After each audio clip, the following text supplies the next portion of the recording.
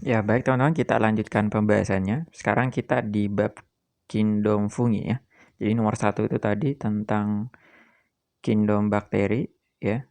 Untuk kingdom fungi ini kita ambil soal, kita pilih soal dari eh, ujian masuk Unibrau tahun 2010 di sini. Pertanyaannya cukup mudah. Selain bakteri, kelompok yang dapat berperan sebagai saprofit adalah apa gitu ya.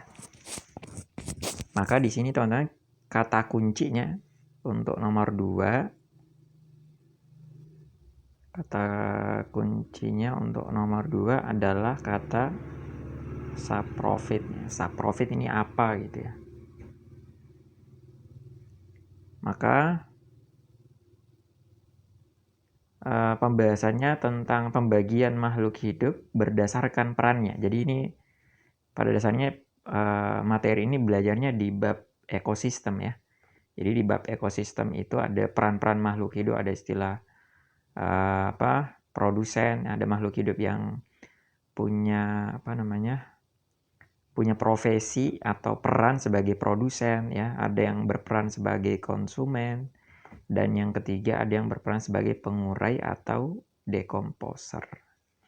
Nah, produsen adalah organisme-organisme umumnya adalah berupa organisme autotrof ya. Mencakup di situ dari kelompok bakteri fotosintetik ya.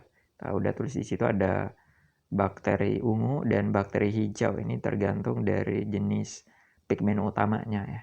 Ada yang warna utama pigmen utamanya ungu, ada yang warna hijau gitu. Kemudian kalau masuk kelompok alga biru, cyanobacteria dan alga serta kingdom plantae.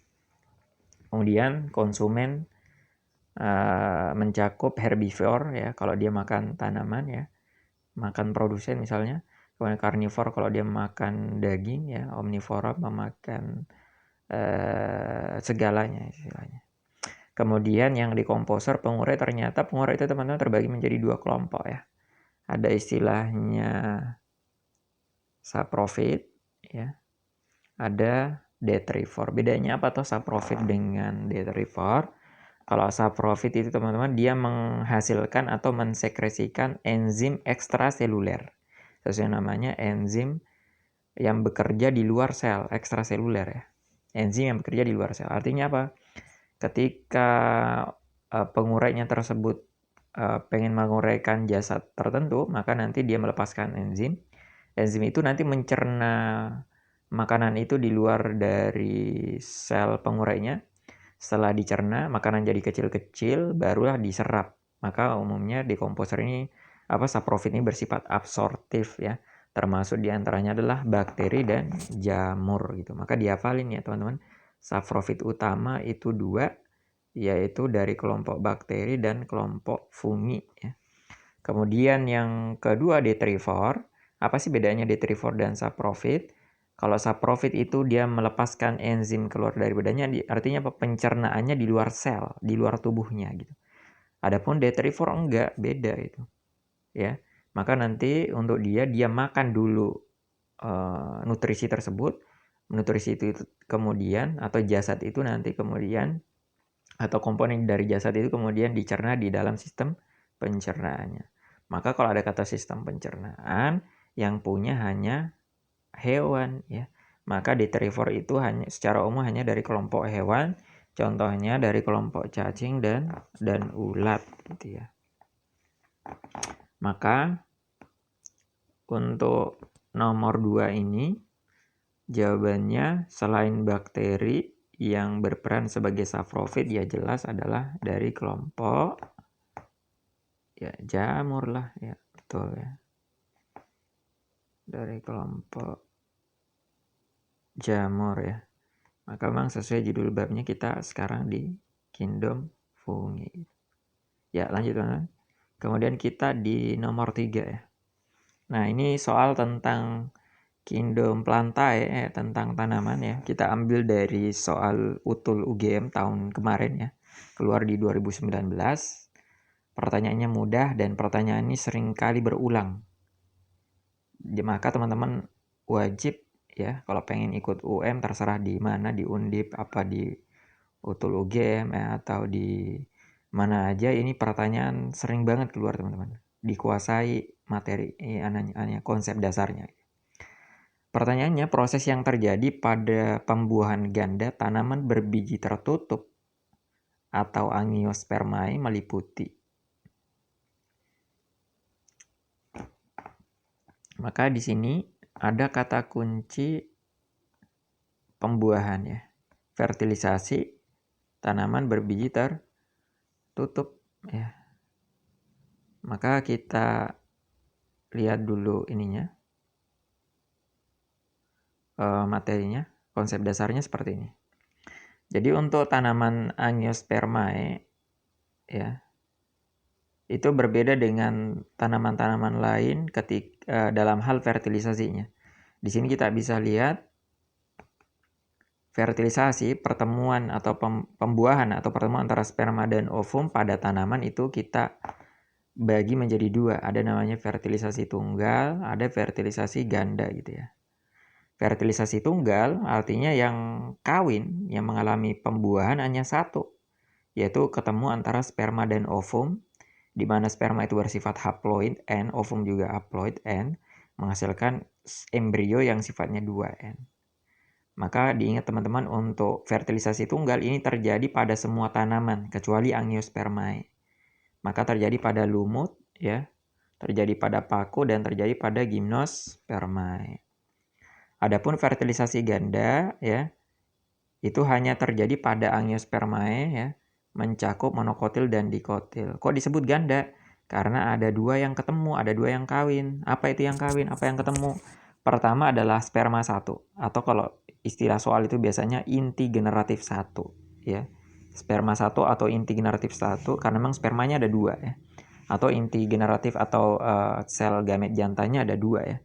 Ada inti generatif 1, sperma 1, ada inti generatif 2. Maka di sini pembuahan ganda inti generatif 1 ketemu ovum, sama-sama N menghasilkan embrio yang sifatnya 2N gitu. Sementara yang sperma 2 atau inti generatif 2 nanti ketemu dengan inti kandung lambega sekunder, dikenal juga dengan inti polar. Karena inti polar ada 2, maka nanti dihasilkanlah endosperma yang sifatnya 3N. Nah gitu. Maka kurang lebih pembahasannya tanaman angiospermae teman-teman, alat kelamin betinanya ya, itu dikenal dengan istilah putik ya. Di sini ada udah ditulis di sini ada istilah karpel ya, atau pistil. Itu istilahnya putik. Putik terdiri atas 3 bagian ya. Nah, sorry ini ketutupan. Bagian atas ini namanya stigma. Stigma itu kepala putik. Kemudian yang kedua stilus, ini tangkai putik. Kemudian yang bagian ketiga ovarium. Ovarium itu bakal buah. Di dalam bakal buah ada ovulum atau bakal biji. Maka karpela atau pistil terdiri atas 3 bagian ya. Kepala putik, tangkai putik, dan ovarium. Nah gitu. Nah lebih detail teman-teman, di dalam ovarium ya, terdapat ovulum ya. Tadi ada kalau di sini gambarnya ada banyak ovulumnya. Nah, setiap ovulum itu mengandung di dalamnya, lebih detail lagi, mengandung kantung embrio atau embrio sac ya kalau di sini. Embrio sac. Nah, di dalam kantung embrio ini terdapat 7 jenis sel ya, ada 8 inti. Ada 8 inti ya. Ada 3 antipoda. Ya, letaknya di atas. Kenapa disebut antipoda? Karena dia berlawanan arah dengan sel telur yang berada di kutub bawah ini. Sel telurnya di bawah nih. Sel telurnya ada 1 tok gitu ya. Antipodanya ada 3. Maka udah ada 4 gitu. Kemudian ada sel sinergit. Nah, ini sinergit ada 2 mengiringi sel telur, maka disebut juga sel pengiring. Kemudian inti polar ya. Inti polar letaknya di tengah 2. Maka totalnya ada 8 inti. Ada 8 inti yang menyusun atau terdapat di kantung embrio gitu. Maka teman-teman bisa lihat prosesnya di situ.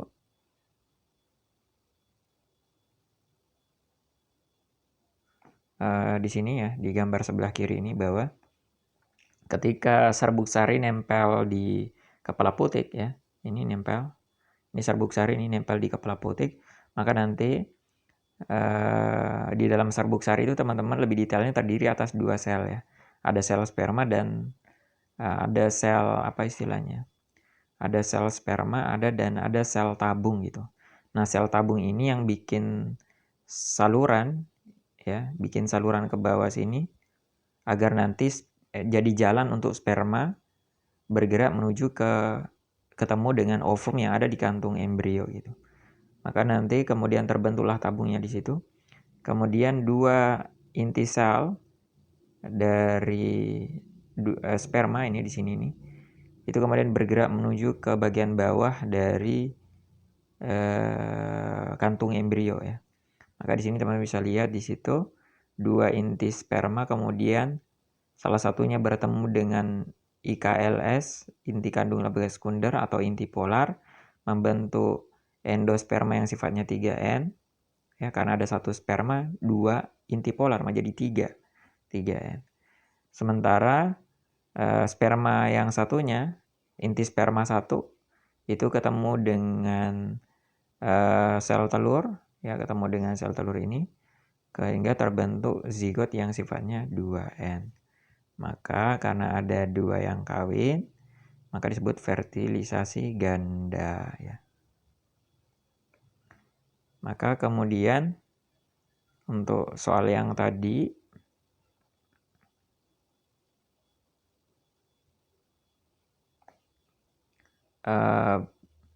proses pembuahan ganda karakternya kayak gimana? Pertama, pembentukan zigot bersifat 2N, betul ya? Ya, inti generatif 1 atau sperma 1 ketemu dengan ovum ya, terbentuk zigot 2N. 1 benar maka 3 pasti benar ya. Pembuahan ovum oleh inti generatif 1 sehingga terbentuk zigot tadi ya, betul ini. Yang kedua, pembentukan endosperma yang bersifat 3N, betul juga ya. Yang kedua benar juga. Yang keempat, pembuahan inti kandung lembaga sekunder atau IKLS oleh inti generatif 2, betul juga, sehingga terbentuk endosperma. Maka untuk nomor 3 jawabannya benar semua ya. Error ya teman-teman ya. Oke.